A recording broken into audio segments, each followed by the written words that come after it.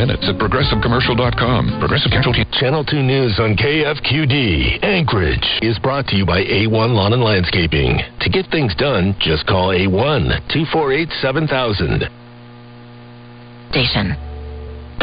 Download the Alaska's Weather Source app today.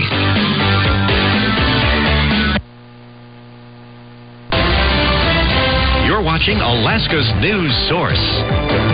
Breaking news as we come on the air tonight at 5. Alaska Airlines is experiencing a major IT outage, and it is causing flight disruptions and a temporary ground stop. The airline stresses if you are flying Alaska tonight, you'll want to check your flight status before heading to the airport. Again, this is what we know right now. A major IT outage is affecting Alaska Airlines flights, and there is a temporary ground stop in place. An update now to a story that we have been following closely in the Circle K shooting in Anchorage.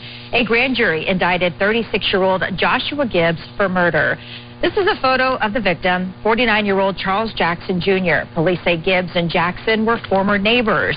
This was the scene of the October 15th shooting at the Circle K on 36 and C Street there.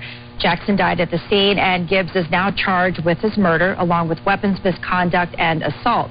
If convicted, Gibbs faces up to 99 years in prison. He remains in custody on $250,000 bail and is scheduled for an arraignment tomorrow. Our investigative team examining a critical resource question after Halong, with devastated western villages now mostly evacuated and a disaster declaration now approved. Our Johnson Kuhn found Anchorage and Bethel leaders say they still need time to understand if they'll have the funding to handle a long-term response. We don't want to leave the village, but we have hope that it'll get rebuilt.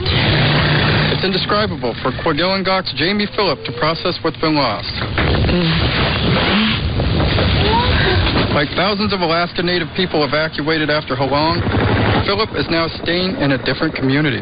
So in our culture, we are taught not to ask for assistance or any help. But I'm here today to be that voice for my community, my district, that we do. Describing the devastation in her district, including Kipnuk and Quagillangok, Tooksuk Bay Representative Nellie Jimmy also explained the cultural significance of Alaska Native communities asking for help. Thank you, guys. Excuse me. At this point, we believe there are at least 109 people. Lori Strickler, the city manager for Bethel, where evacuees like Phillip initially went to stay, say the priority now is understanding where people are living. They've just been taking these people into their homes. In Anchorage, where city leaders say the current evacuee number is more than 600. Develop a system for tracking our expenses more carefully on a day-to-day basis. After Anchorage's city manager said the city remains dedicated to serving evacuees on Tuesday, after a federal declaration has now been approved, the same point she made Tuesday remains the same for now. The exact dollar amount to provide those services is still currently unknown while they wait for more details. One of the reasons I don't have an accurate number to give you is that we're in a conversation with the state right now about which services they contract for directly, because this is really a state emergency, and which we will pay for and then seek reimbursement for later. As far as other city services, state emergency management leaders tell Alaska's News Source people from more than 50 impacted villages have evacuated to communities statewide.